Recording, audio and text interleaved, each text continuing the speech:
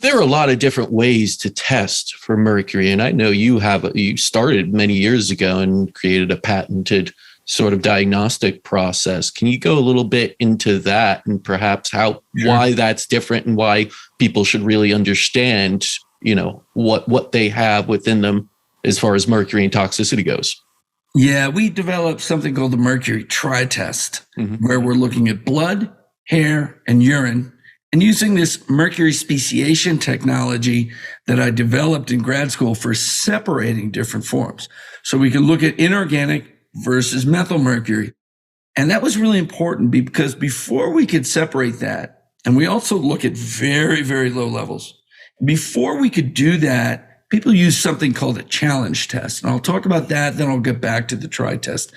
The challenge test, you took these chelators, DMSA, DMPS, maybe EDTA if you're looking at lead, grabbed a bunch of mercury that was bound to circulating proteins, a little bit of extracellular stuff, and dumped it all through the kidneys.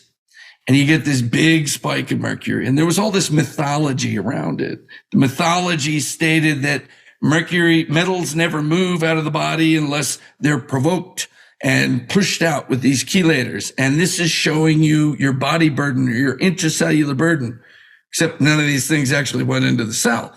They were just taking what was already there and already coming out through the urine and already in the blood, but the levels were low and we couldn't measure them very well. And it just had this flush through the kidneys. And you say, oh, now we see it. So if there's a horse race of urinary lead excretion, say, or urinary mercury, and there's 4 of us here, and there's the high, medium, and low, and we can measure low enough to see that, when you give the chelator, now there's a 10 to 100-fold bump, but it's still high, medium, low. And if somebody's kidneys are really damaged, then you won't even see the bump. And if they're really sick and they're chronically ill and you start stirring up this mercury and you take it from one place, dump it in another, you get a lot of symptomatic problems from that. In fact, that did all kinds of damage to me. And it actually gave me the opportunity to create a true holistic system that uses the body's own methods. And that's what fixed me. But that's what they were doing.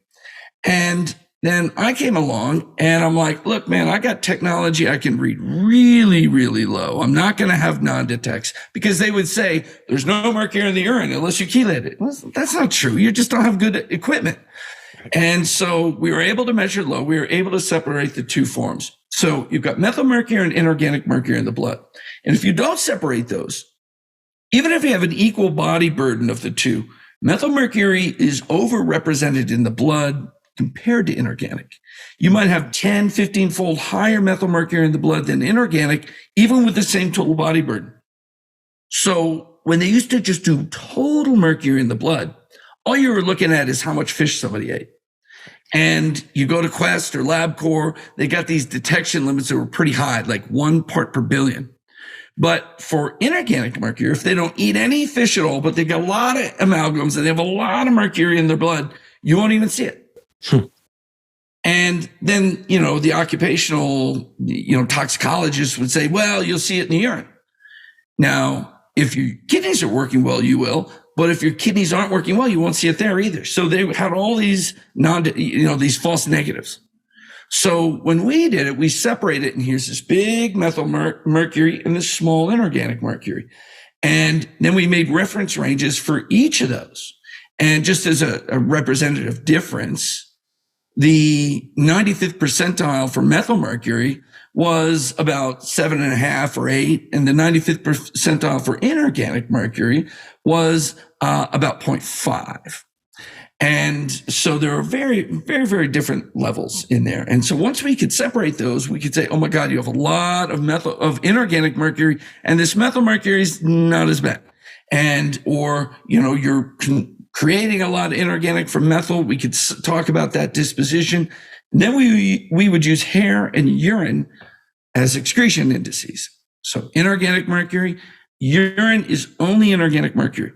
And so we could compare the blood inorganic mercury to the urine inorganic mercury and see how well the kidneys were offloading that inorganic mercury. And if you had high inorganic in the blood and low in the urine, that's called retention toxicity. Hal Huggins saw that in 1973, talked about it in his book. it's all in your head. But he couldn't measure it. So when I was showing him these, he's like, there we go. He was so happy to see it. Then for methylmercury, you have methylmercury in the blood versus methylmercury in the hair. Now, ideally, it would be in the bile, but we're not going to stick a needle into your liver and take a bile biopsy. And hair is a good surrogate for that movement out. It's a mobilization of mercury from the blood into tissues. And so we would do a blood to hair ratio. So you have the forms you're exposed to, how they're distributing between the two forms, and how they're excreting. And that was called the Mercury Tri test from Quicksilver Scientific. Yeah, it really is, a comprehensive look. And I've always said this, labs are a wonderful thing. Functional testing and analysis is a wonderful thing. Even a provocation test, like you mentioned, can be something that gives some insight. But it's just a sliver of insight that you need to combine with the rest of the puzzle, pieces. Totally. And too many times, we rest on just that one piece and then go in. And you treat the number and you don't treat the person, because absolutely, then at a certain number, somebody's going to be fine and somebody's going to be a mess. And if you only have that one number, let's say, and you go in with a limited, understanding of things and just do the chelation alone and put someone on that DMPS, right? Like you said, more likely than not, you're probably going to do more harm than good.